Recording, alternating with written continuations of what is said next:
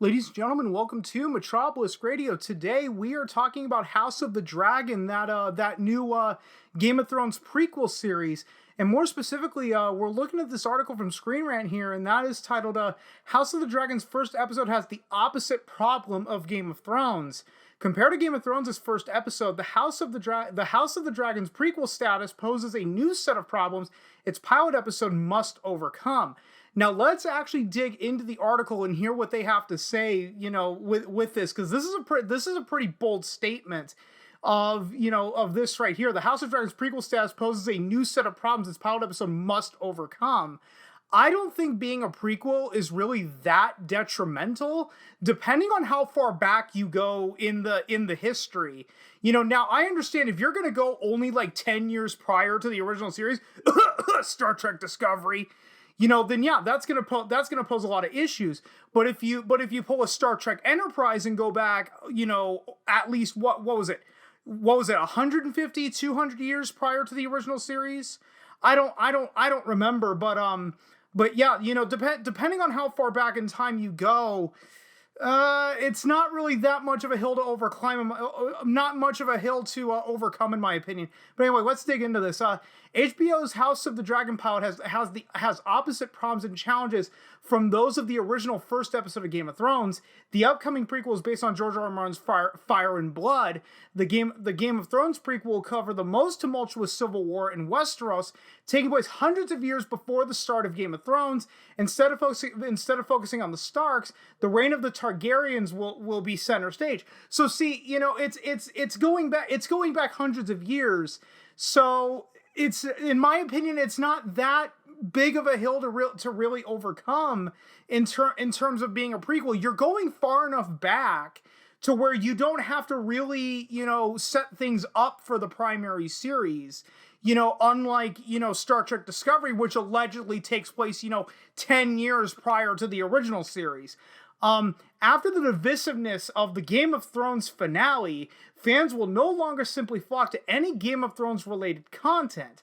House of the Dragon must prove itself to be worth watching immediately. Several other spin-offs were considered, and a pilot set during the Age of Heroes was shot before being scrapped. The decision to move forward with House of the Dragon is a smart one, as dragons themselves are a huge audience draw.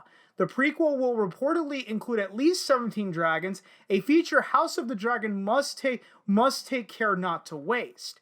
The Game of Thrones pilot had introduced an entire world and quickly created enough empathy for its characters that the audience would stick with them throughout the show's unprecedentedly elevated fantasy storytelling that, up until Game of Thrones' release, had never succeeded to such a degree on television.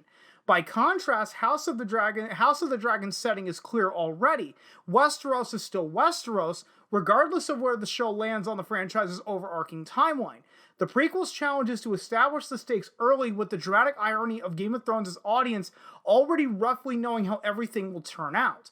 Those familiar with Game of Thrones already know how the titular house will fall, and they know how the wheel breaks. The pilot needs to re-elevate the emotional stakes to make the journey still worthwhile.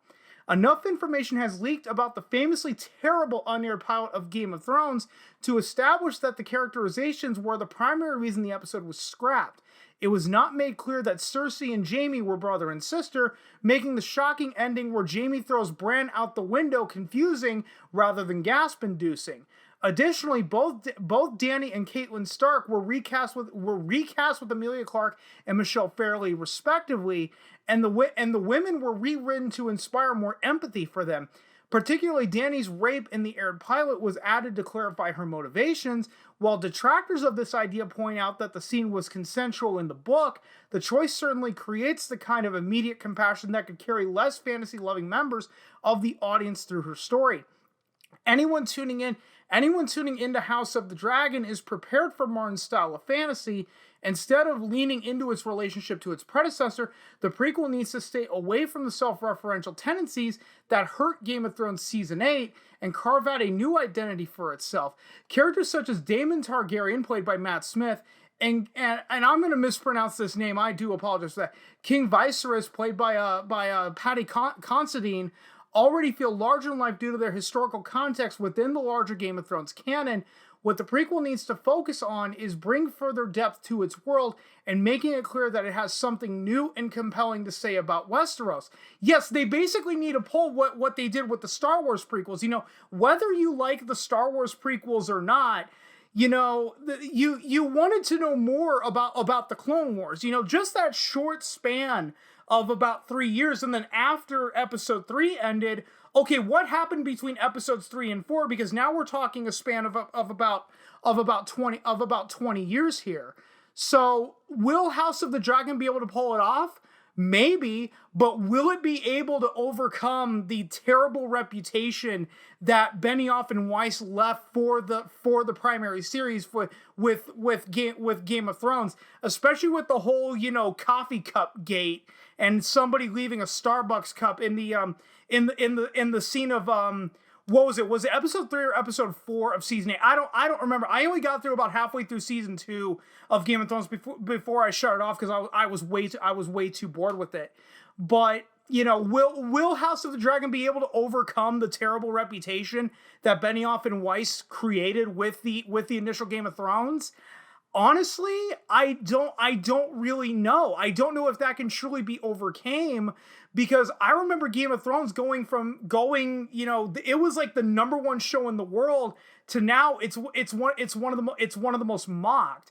That's where the true uphill battle is. It's not the fact that House of the Dragon is a prequel, it's the fact that it's a prequel to a show that ended on a very, very bad note. And guys, that's pretty much all I got for you. If you stuck around this long, thanks so much for doing so. And if you've been following me along, and if you know I'm terrible at ending these videos, so I will just see you guys next time.